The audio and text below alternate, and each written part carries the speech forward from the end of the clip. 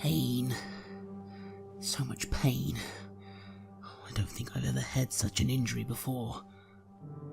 Something that feels so close to death. But the only thing I could think of was that we didn't have time for such an injury. We had to keep moving no matter what. And then once again, reality shifted. The world of dreams seemed once again to become the new reality. Ever since the mansion, this sort of thing has been becoming worse. Yet there was a difference this time. This time I felt I had control over what I was seeing.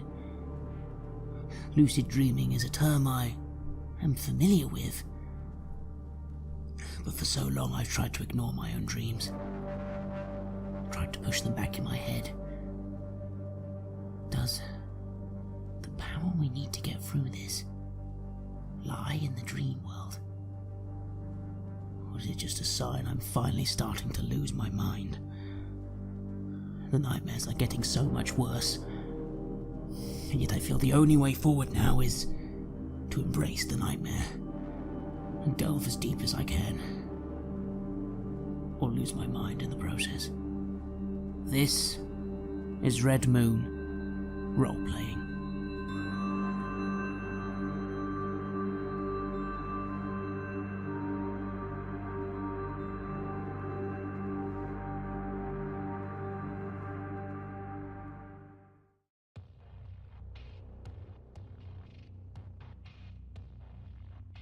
You shout, and you get no answer, but behind you comes the two orderlies. They have opened the door, and they are moving towards you now with the straitjacket and the syringe. Come, we will take care of you.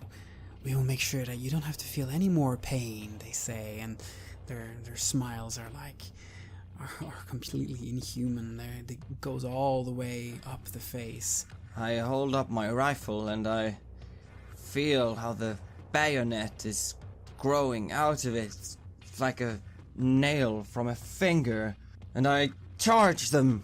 You can engage in combat. I'd actually also like to join him on this, aiding him rather than doing the run myself. I basically flail full of dream-fueled bravery, even though I still have no actual idea how to wield the weapon. It's a 9. My interference has unintended consequences. Okay, I roll 16. What do you do to this orderly with the bayonet? I charge down and I do a lunge towards the closest one. It looks down as blood starts gushing out of it, and it falls down on its knees. The other orderly is trying to get at Carver, who's attacking as well with the cavalry saber, and is able to catch Carver and holds him in a grip, ready to put his syringe into Carver. I understand that I might have gone through the rib cage of this one guy, so I'm gonna have to use my foot to wrench him loose, and then in one motion use the butt of the rifle towards the other orderly. And you get a good whack on the head of him, and the head sort of gets stuck in looking in the wrong direction. And he just stands there, and he's let go of Carver. Immediately as I'm let go, I just turn around to just clumsily start stabbing at this thing. How many times do you stab him? As many times as it takes. Repeatedly. You keep going, and blood is continuing to gush over you. And he goes down. The bodies of the orderlies are still stuck in these rictus smiles. Carver, and I'm looking. Carver, stop that, Carver. He's dead. No, he's not. Look, he's still moving. It's still moving. It's always moving. Things. Carver. Focus. Okay, do you remember where were they confined? Were they taken down to the basement? Do you remember Magnus' files? I try and observe the situation at this point as I focus on the walls, on the area. Obviously everything is twisted like a nightmare, but there's familiarities. Can I remember something? Yes, you may. Roll for observing the situation.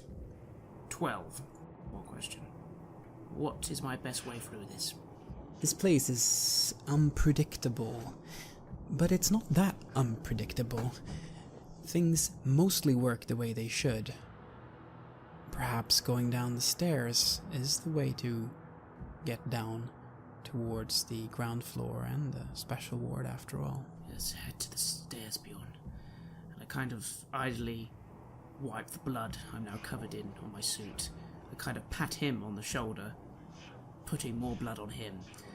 I so don't seem like I'm paying attention to this anymore. I just seem so out of it, so manic, and I start walking forwards immediately, whether it follows or not. I try to have a glimpse in the rooms as we pass them by, like room number 8 there and room number 3. You look into room number 8. It's a hospital hall. An infinite row of sick beds stretches off into the distance. There's no far wall in sight. Sedated patients are strapped in their beds. You see orderlies that drift up and down the hall, administering to their patients. They haven't seen you. And then you look at room number 3 is the one that you were in. It is as you left it. That is where you woke up.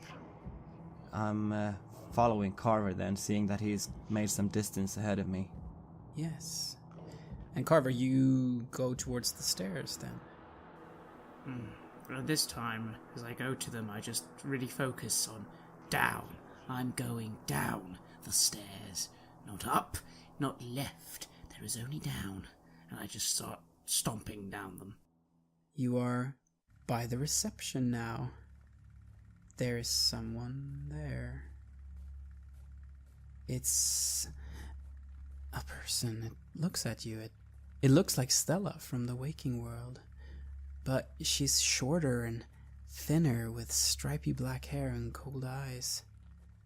She resembles one of the women, one of the creatures who dragged the 3 Russians away in Pogodin's basement. She smiles at you with a mouthful of sharp teeth. But she just stands there.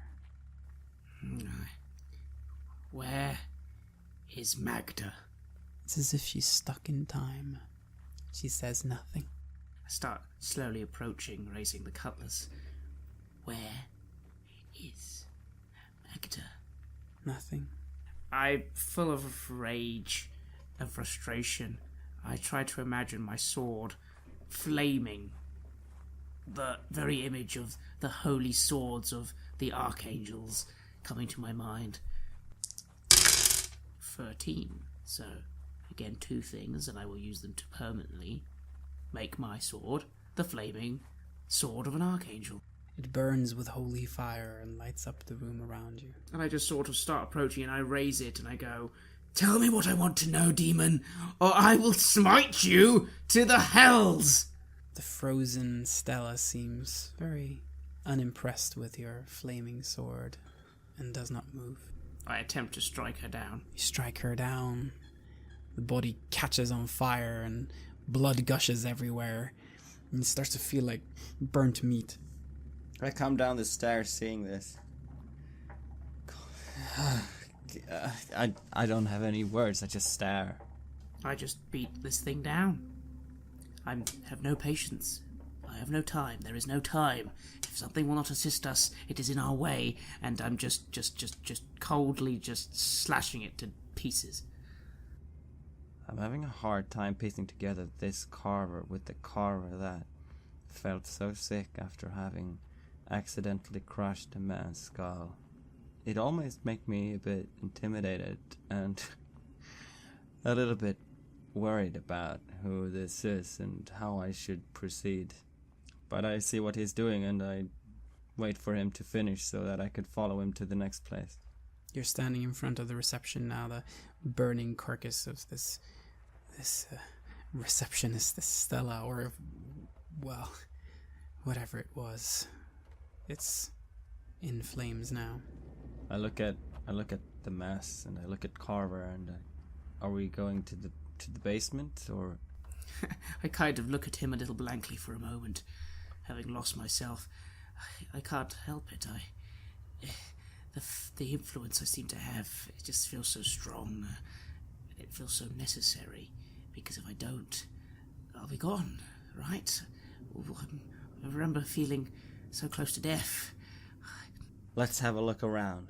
Let's try to focus here. Try and see that we've got something that we need from this place. So let's not rush, all right? It's good that you have these powers, so that makes it less necessary to rush, all right? I just nod and I go to the door to room 10 and just fling it open. This is the therapy room.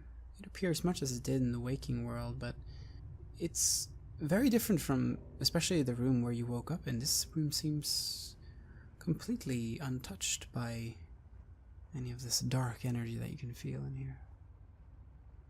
Giving the room a quick investigation, would I even think that this room might have something like information or files in it, or does it just look like a doctor's therapy room where you just sit and chat? Yes, this is just that. Nothing more than that. I say to Bjorn, nothing in here. Nothing in here useful. I'm feeling somewhat confident from us having dealt with a couple of seemingly unreal situations, as opposed to how it has been thus far when these sort of things break through and we're more like helpless. I feel that I could probably split off from Carver a little bit. So while he goes to room number 10, I'm gonna go to room number 4. Dr. Doppler's office. The door is closed. I listen. You hear someone working behind there, writing on a typewriter. I'm thinking to myself, this is either worse or better than the Orderlies. But yeah, here goes nothing, and I knock on the door. Go away! I'm busy! Can you help us? No, go away! Who's in there? You'd get no further answer. Hear the typewriter bang away. I've heard this little commotion, and I've just walked behind Bjorn now, and I'm just waiting.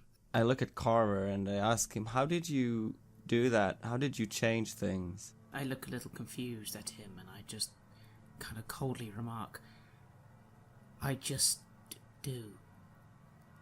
You just need to know that this is all not real, but it is. And know that the illusion is weak. And when the illusion is weak, you can... I kind of lose track, because part of me is thinking, how the hell do I even know this? Like, why do I feel so confident about this all of a sudden? And I kind of falter at the end of the sentence, and I just look back to the door.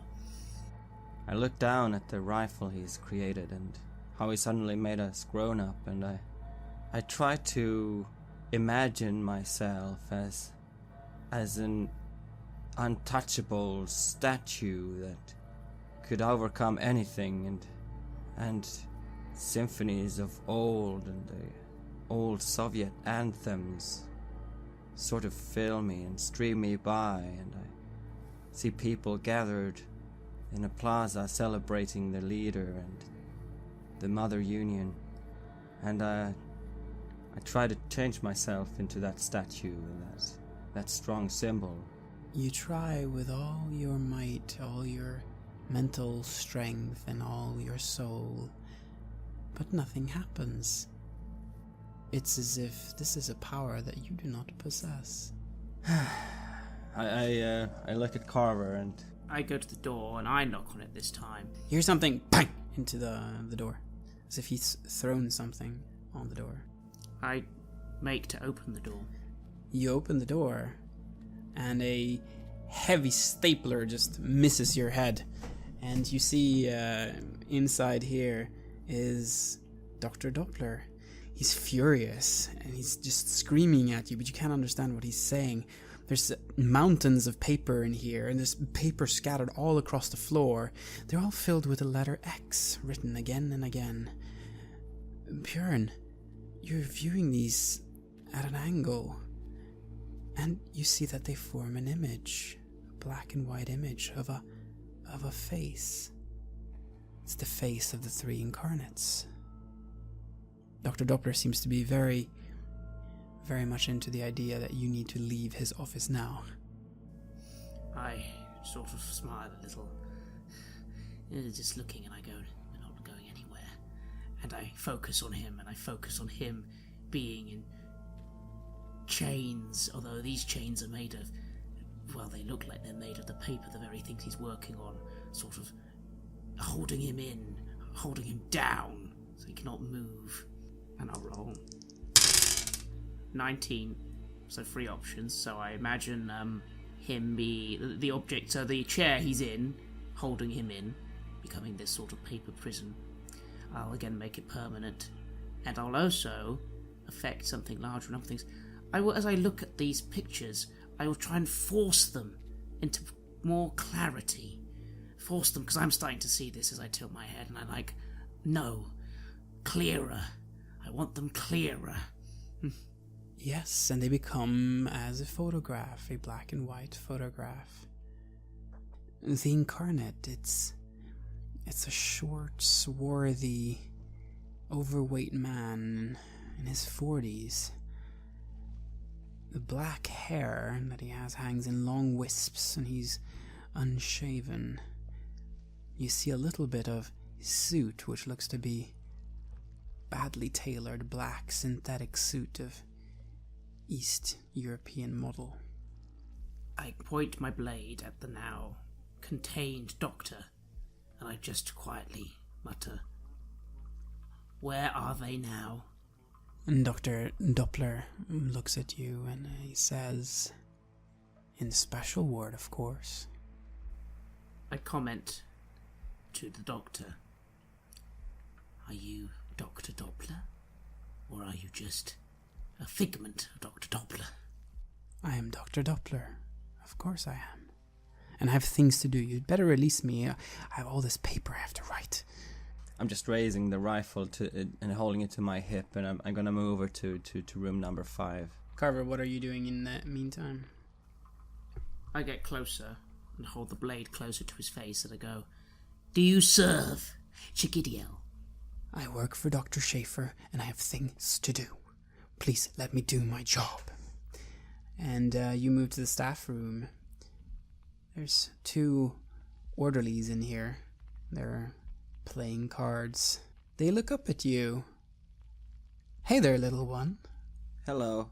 They stand up, smile an insane, sadistic smile, and they start moving towards you. Get back. Syringes in hand. Get back, or I'm gonna shoot you down. They do not go back. What do you do? I open fire at them. I don't know what will come out of this rifle yet, but I do. Roll to engage in combat. I do the maneuver of mowing, which is I tilt the gun to the left because I know the recoil will naturally raise the gun. So that would mean it would become a sweeping motion if the weapon raises. If there was a recoil, I don't know how this weapon will act. And you fire. Roll to engage. 13. You fire, and the bullets, they hit into these orderlies just if they were real people. The bodies are cut to pieces by all the bullets that go into them, and they're thrown back. And the orderlies lie there, dead. The weapon, though, is hot, and you have to let it go. It's overheated. I kneel down and see if I can undo the bayonet from it and just hold it in the handle, by the handle. And you do so. Without burning myself? Yes. Somehow the bayonet is okay. Huh. And your movements and your motions are quick, and you're able to get it out. The rifle is very hot, but you're somehow not so bothered with it when you're taking it loose. I realize that I might not be as invincible in here as I just felt. But I'm moving into the room, and I look around.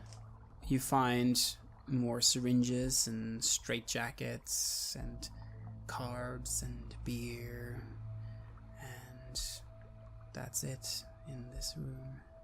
The 2 dead bodies just lie there and still with smiles on their faces. It's grotesque. I'm still in the room, and I have a horrible thought at this point. The way everything seems to be going. I'm thinking, he said he is Dr. Doppler. I find myself thinking of Dr. Doppler. And I wonder, is it even possible? Can I? And I try and affect the dream. 17. However, you have not made physical contact with Dr. Doppler. You have not shook his hand or anything like that, so you cannot bring Dr. Doppler into the dream. You may, however, bring someone else. Interesting. It's almost as if suddenly I know that physicality is required. That makes sense. What a shame, but... And you do bring someone into the dream. Not the one that you had meant to bring in, but in the room with you now, together with Dr. Doppler, is a lady in her mid-30s, dressed in a smart champagne gold dress, with jet black hair, dark skin, and a pair of stylish glasses. You know her. That is Sofia Shibute. Where am I? She starts touching her face and things around her. What's going on? I kind of, I back up a little. I don't want this to be permanent, by the way. I kind of very am aware of that possibility, and I make sure it's not permanent. And I kind of try and make the room, try and soften it. And the room appears more like it does in the real world, and you are clean from blood and not holding a burning sword. I remember you. We've met. Remind me again.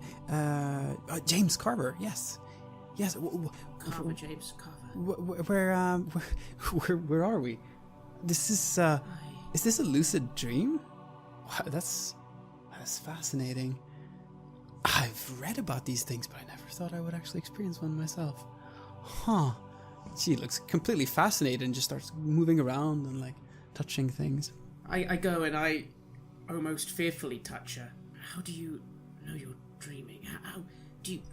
Sofia, where have you been? What do you remember? What was the last thing you remember, Sofia? I went to bed at home. Been working earlier in the day, and then I find myself in this strange place. There's no real explanation for what I'm doing here. Do you perhaps have one? I suppose I wanted to test something. You do not remember the dinner party? You fell ill. You left the table. You didn't come back. Did you just go home? When we met, yes. Yeah, I had way too much to drink that night. I just felt sick, and I had to go home. And yeah, it was a little bit of a bad experience, that party, I have to say. But we had nice conversations, though. I think I remember it. It's all a little bit of a blur. I'm sorry. You shouldn't be here. You don't need to be here. You can go now. You can go. It's good to see you're safe, though. That's good. She walks over and she touches your face. Ah, yes, you are here as well. Oh, this will make for a very interesting novel, I think. I'll get working on it in the morning. And what do you do? I suppose I kind of try to fake her away. And she's no longer there. Interesting that you would choose to bring her into the dream. Well, it was subconscious. I didn't think I meant to. Who else could I... How do you feel about her? What kind of interaction was that? Was it something that stayed with you? Was she someone that stood out to you? Well, she did. She was just a nice lady. I suppose kind of attractive. I don't know why she would have come here, though. Why would you bring her to such a place if you felt that way? Well, I didn't want it to be someone like her. I mean, to be honest, now I kind of sit down for a moment. The possibility. To be honest, I was thinking if it was Dr. Doppler I was going to bring here, he didn't deserve to be here. That no one deserves to be brought to such a place. But I needed something. To assist or help. Who else? Who do I know who's alive? Who could be of real use right now? Do they have to be alive? They have to be alive, surely, yes? Yes, that must be required. We didn't shake hands with anyone in this place, did I? Dr. Schaefer, Dr. Doppler. shook hands with Dr. Schaefer. I did. He had a firm grip.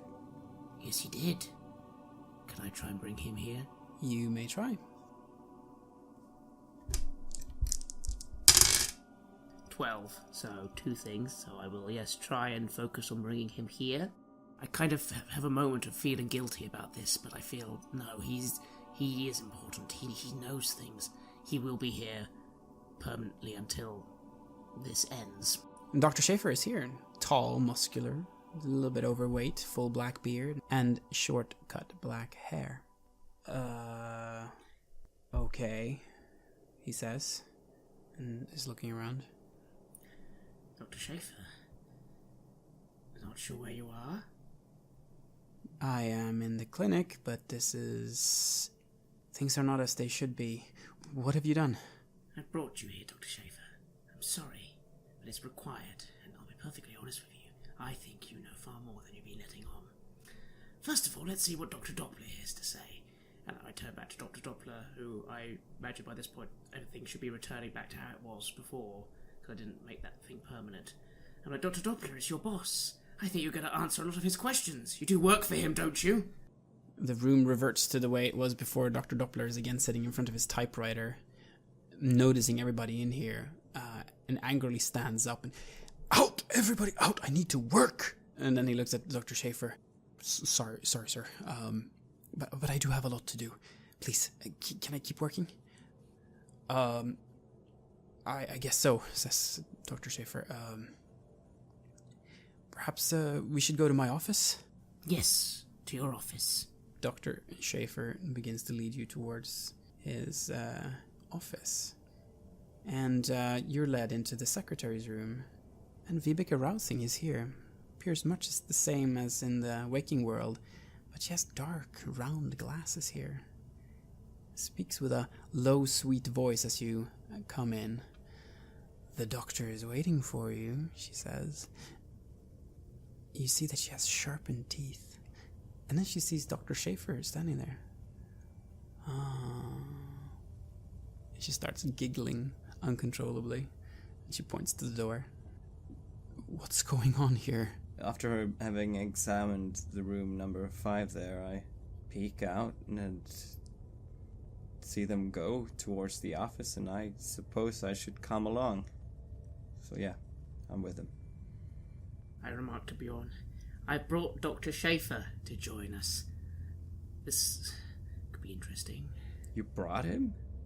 An actual Dr. Schaefer? This is the actual Dr. Schaefer, yes.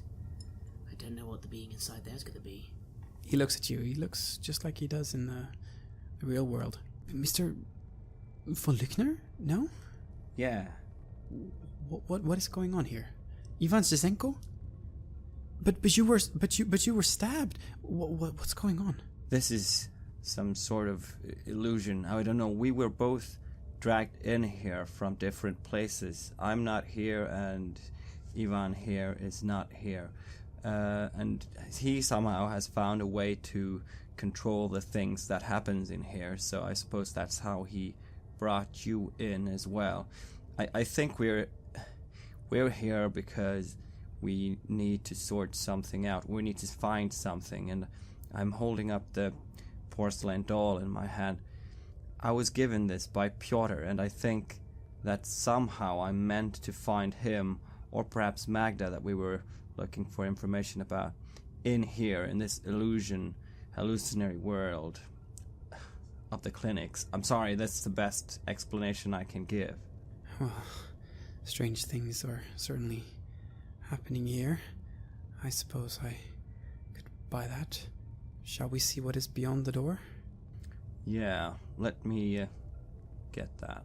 And I still hold my bayonets, and I gesture for them to move aside a bit.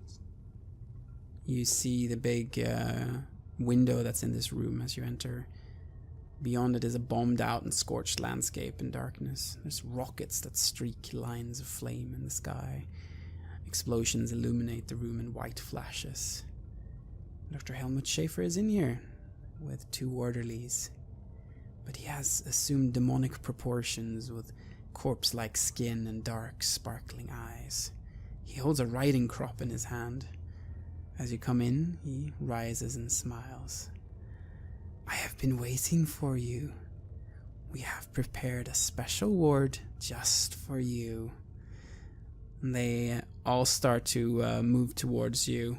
Dr. Schaefer sees this and just looks absolutely panicked. I attempt to imagine all of them locked up in a cell. 12. I'll just try and imagine the walls that are there to sort of just be surrounding them, and also made of like a translucent material so we can see through. And you catch them in there, and they look confused, and then they just simply stand there and wait. I kind of laugh a little, and I look to Dr. Schaefer and go, Schaefer, it's fine. It's not you. I don't think any of them are really you. You don't think it's you, do you? You look around for Dr. Schaefer. He's gone. Huh. Right. What do we do now? Well, I go up to the wall that I can now see through, and I call out, we're not going anywhere. But you're going to tell us where Magda is, or Piotr, any of them. We'll go and secure ourselves then shortly after, don't you worry. They're waiting in the special ward for you. We can bring you there. Let us take you there. You don't need to take us anywhere. But what happened to you, Dr. Schaefer? Why are you no longer here? I'm looking out the door to see if Dr. Schaefer ran outside. No, he just ceased to be here. Huh. I wait, holding my sword tight as it glows. Well, Dr. Schaefer, why are you no longer here? It's not that harmful just to answer one fucking simple question, is it? I am here, and those you are looking for are below. We have prepared a room for you too. Come on now, don't be shy. He smacks the riding crop in his hands. Ah, I wish we could get some help. I wish we could. I've been trying to force these things to help us, but part of me's wondering if they even are capable. I don't even know if they know what they serve. We are supposed to be servants of Jagidiel. And Bjorn, you find yourself wishing for help, and there's a knock on the door to Dr. Schaefer's office. Carl Foyer stands there. He looks very much like he does in the real world, the archivist. I have found some more of the documents that you asked for. You have? Carl? Yes, of course. I'm here. I'm always here, working.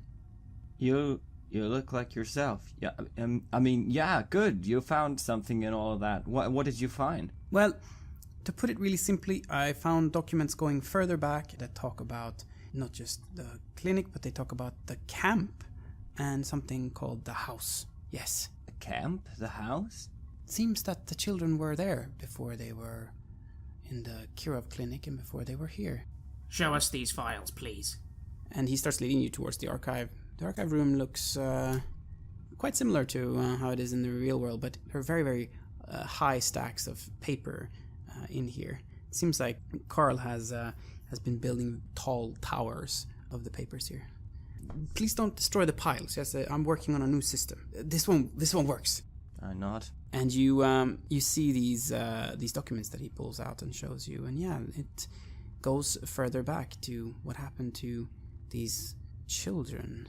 And yes, it's very unclear exactly what happened at these locations, but there are these references to the camp and the house. That seems to be where the traces lead. Did it help? He says, and looks at you. Yeah, thanks. That's very helpful. Thank you.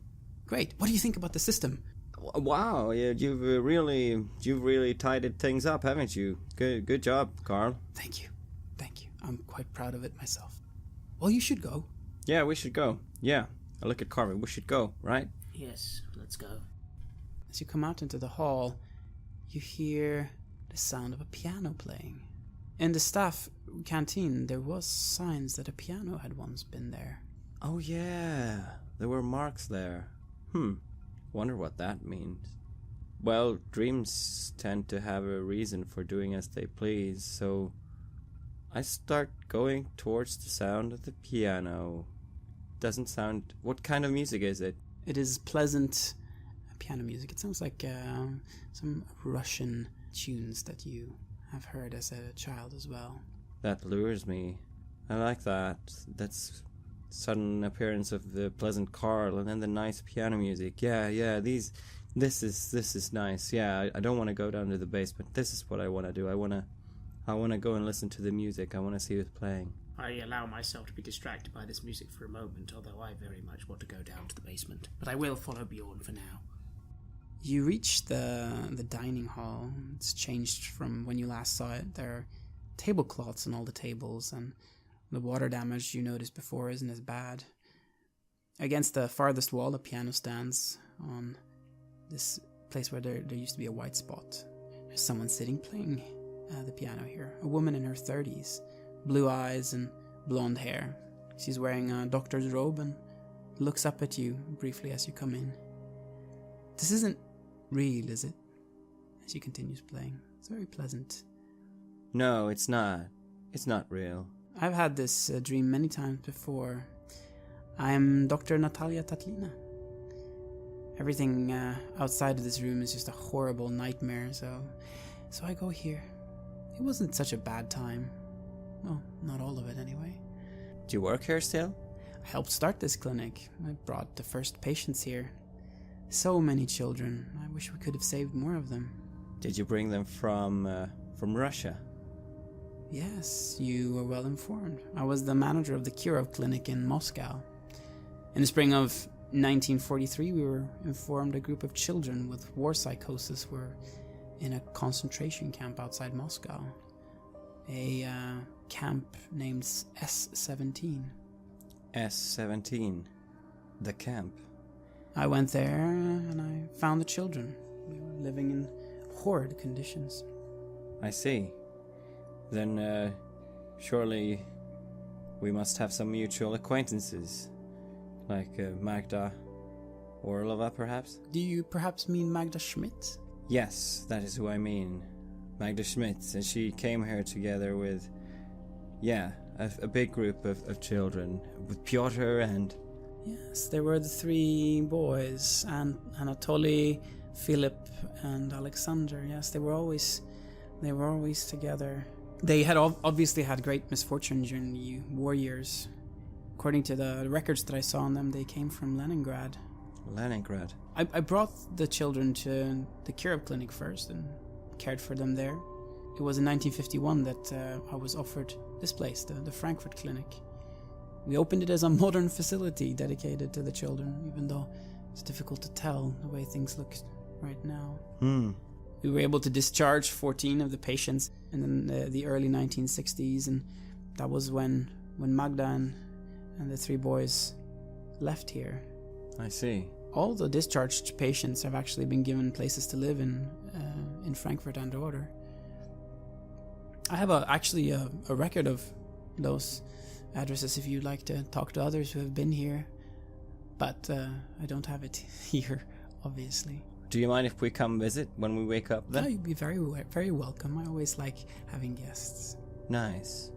You're looking for Magda, and you're looking for the three boys, and you're looking for Piotr. That's right. Do you know where they are? I believe they may be down below in the special ward. I remember one thing about when I first met them. I remember that the boys were quite far gone. They were almost feral, like predators. But Magda, she seemed to be mentally stable.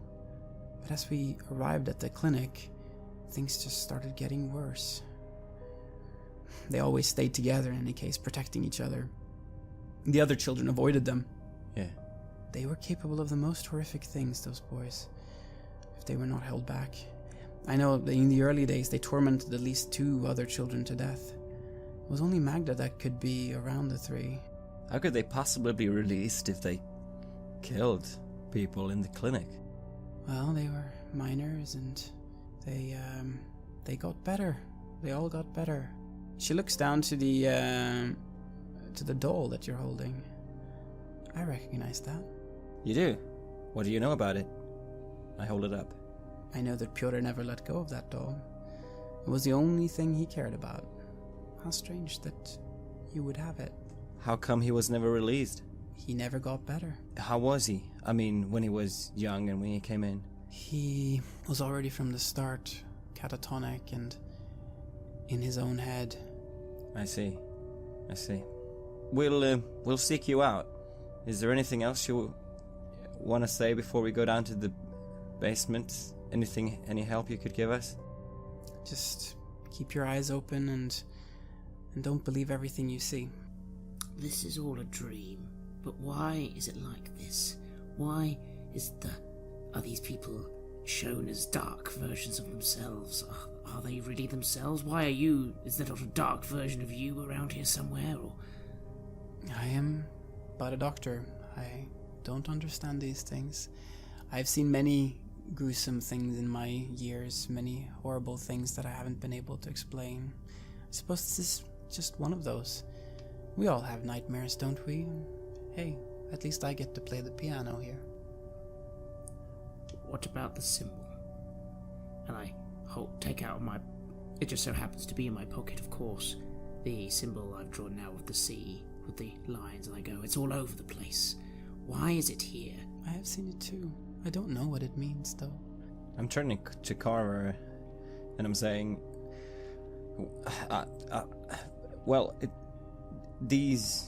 Carl and Natalia, was it here? Mm-hmm. They seem to be the one that are only really here. I mean, the rest of them seemed more like apparitions, just things, just a mirror version, just a dream version of things. I don't think the doctors are anywhere that have their conscience present here. Why is his mark so prevalent here? That sort of thing takes history to occur. I go, one more question.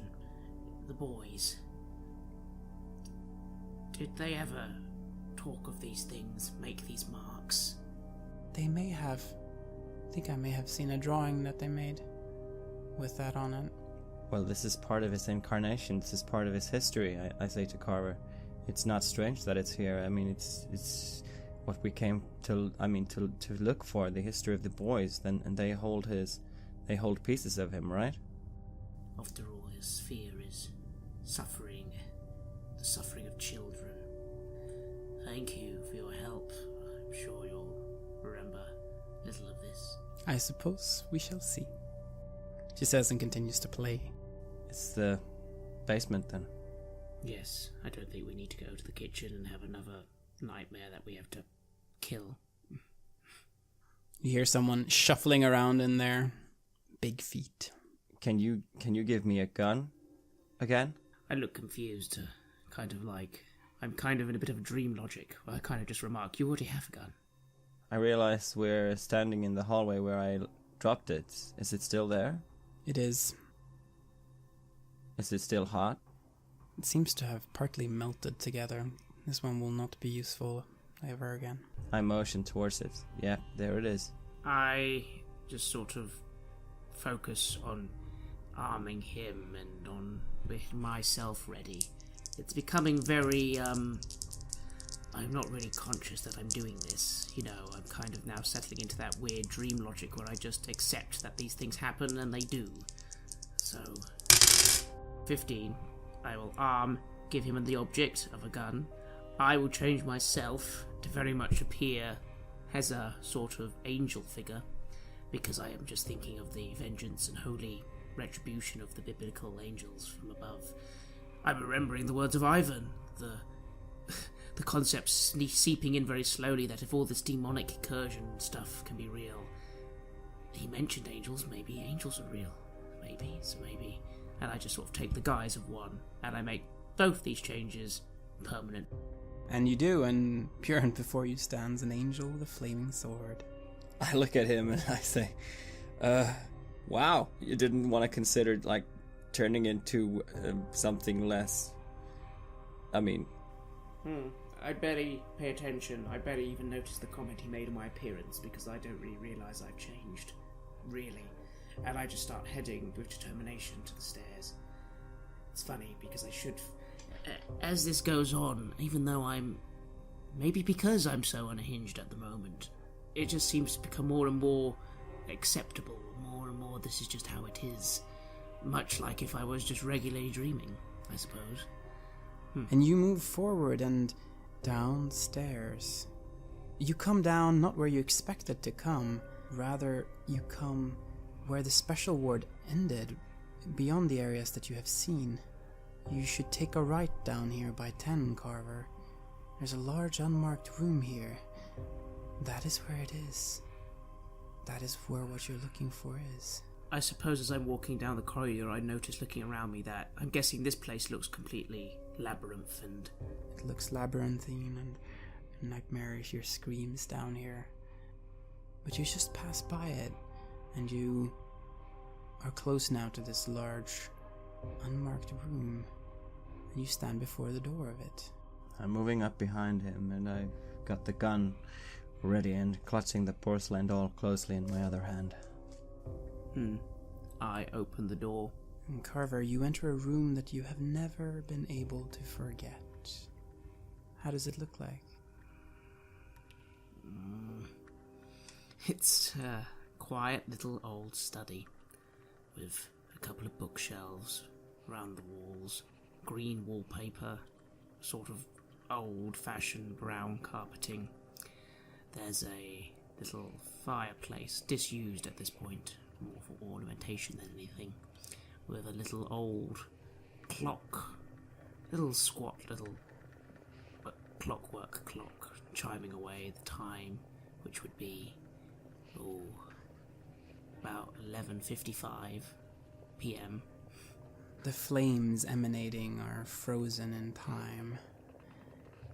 There's a framed picture of your parents, your sister, and you. How do they look like? My parents look in their 40s. You know, smartly dressed. My father, dark, sort of modern 70s haircut, beard.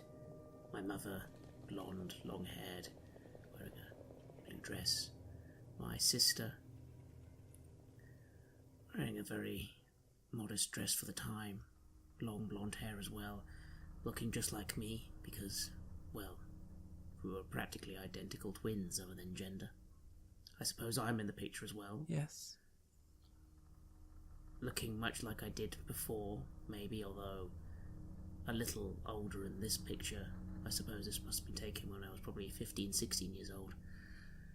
Otherwise, Bjorn probably would, if he looks, would notice again a slightly more adult boy than the one he saw earlier.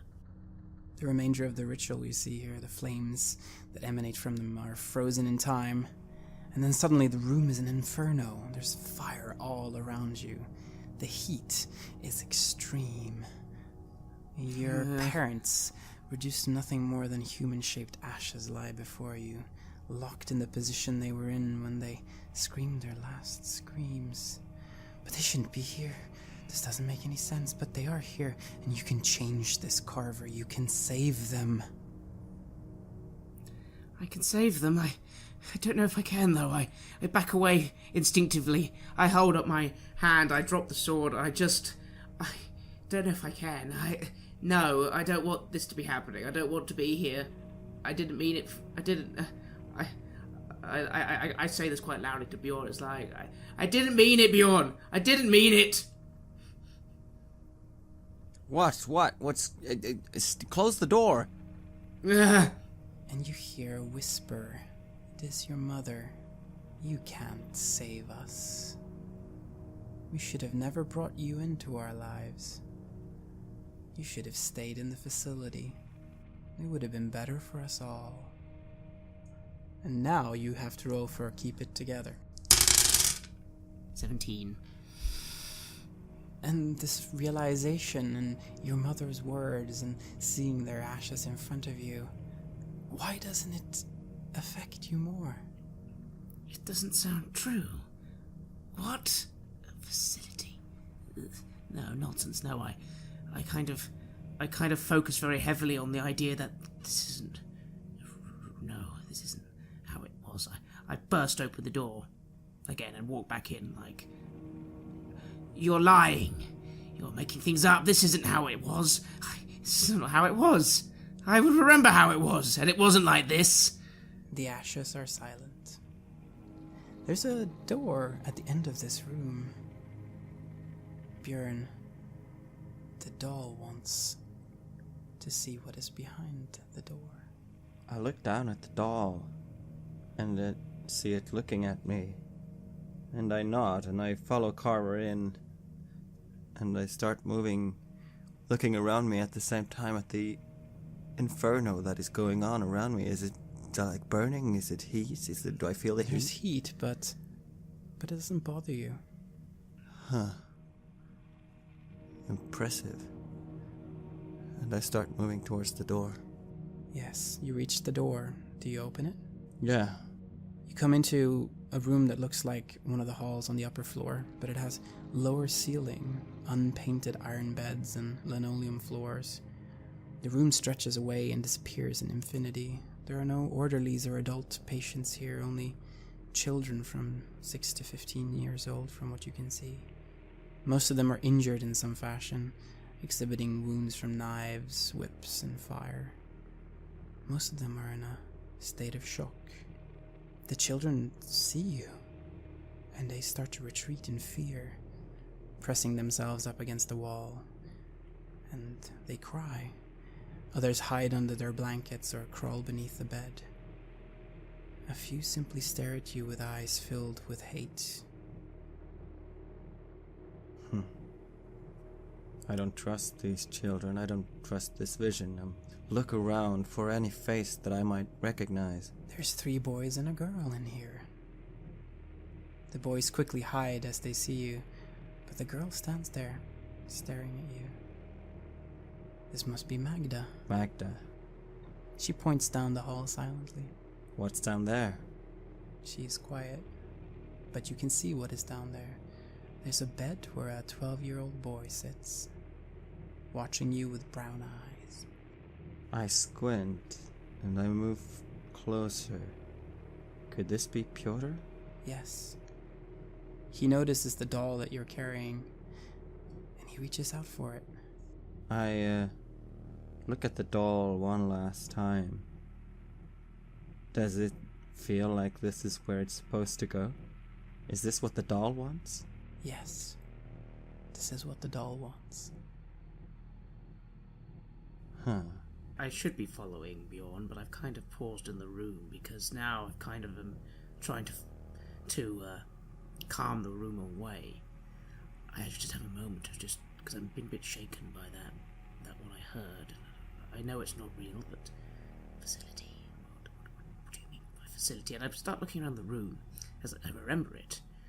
I'm just trying to see, like, beyond the ashes, is there anything else in there? And you start to look, and you find a desk, and there's papers in the desk, and there's text on the paper, and as you start looking at those papers, that is when Piotr grabs the doll, his eyes widening impossibly until you are all devoured by his gaze.